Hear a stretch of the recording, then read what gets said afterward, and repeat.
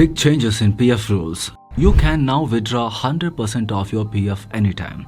Government makes 8 major changes to EPFO. Hello friends, you all know EPFO, the Employees Provident Fund organization, or simply your PF deduction, right? Now here's the big news. The central government has made some major changes to PF rules. From now on, anyone can withdraw 100% of their PF balance anytime. Yes, complete withdrawal. Not just that, withdrawal limits have been increased. But at the same time, a minimum balance rule has been added too. So overall, there are 8 major changes in PF rules. We will go through them one by one, so stay tuned till the very end. And remember, this is directly related to your salary, so watch it carefully. Friends, many of you might already know what EPFO is, but let's quickly recap. EPF, Employees Provident Fund, is basically a government-backed savings scheme. It is designed to give financial security to employees working in private or organized sectors. You know how most of us youngsters spend our salary within a week, right? That's why the government ensures that before your salary even hits your bank account, a small portion of it is saved automatically. That is your PF contribution, and your company contributes an equal amount. Both these contributions are invested, and when you retire, you get back the money with interest. You can either withdraw the full lump sum at once or receive it as monthly pension. The idea is simple. Forced savings for financial safety. This scheme has been around since 1995, managed by EPFO under the Ministry of Labour. And now the government has introduced major updates in how PF works. Let's go one after another. Simplified withdrawal rules. Earlier, withdrawing PF was a complicated mess. You could withdraw for around 13 different reasons like illness, marriage, education, home construction, and so on. But each of those had different rules, different limits, and different eligibility conditions. It confused everyone. Now the EPFO Central Board has simplified everything into just 3 categories. Essential needs for the things like health, education, and marriage. And next, housing needs for home buying, construction, or home loan repayment. And next, special circumstances like for emergencies. And the best part is, for special circumstances, you don't even need to give a proper reason anymore. Earlier, you had to mention the reason, and sometimes PF officials used to delay or reject claims saying reason is not valid enough. Now, no reason is required in this category. Technically, this decision came from the EPFO board, but since the Labour Minister changed that board, it's basically a Government of India decision. Now friends, before we continue, a quick request. If you haven't subscribed to our channel yet, please hit subscribe and press that bell icon. It really helps us bring you more useful updates like this.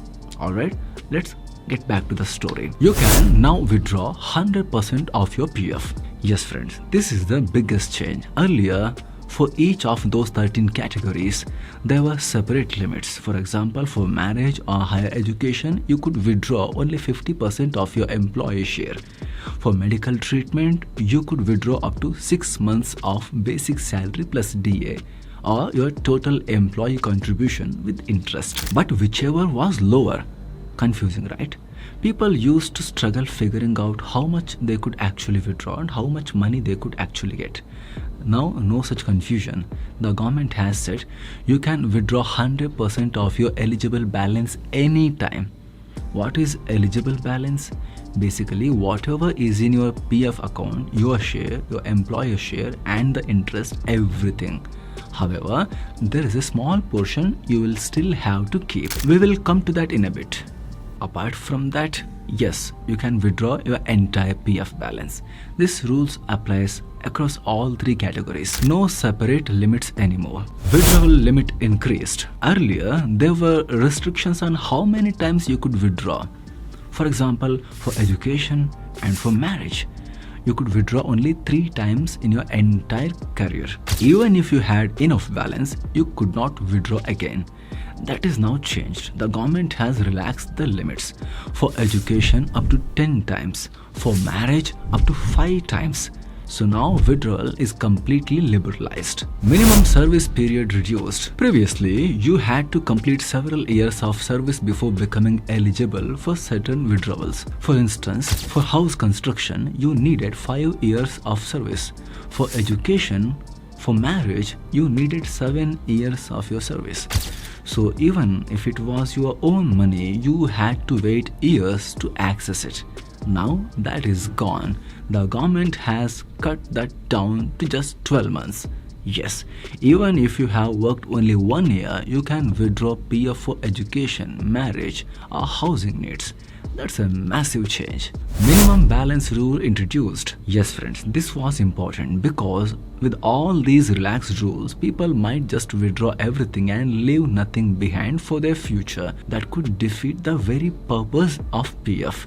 So now, just like minimum balance rule in your bank account, there is a minimum PF balance rule too. You must always maintain at least 25% of your PF balance. Let's say your PF account has 1 lakh rupees. That includes 40,000 from you, 40,000 from your employer, and 20,000 as interest.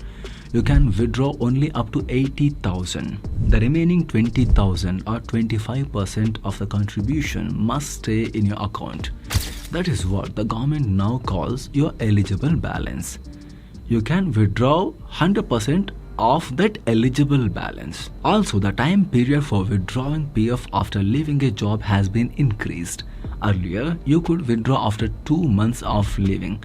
Now it's 12 months. And the pension withdrawal window has been extended from 2 months to 3 years. Why? Because earlier people used to quit and immediately empty their PF accounts out of frustration or insecurity.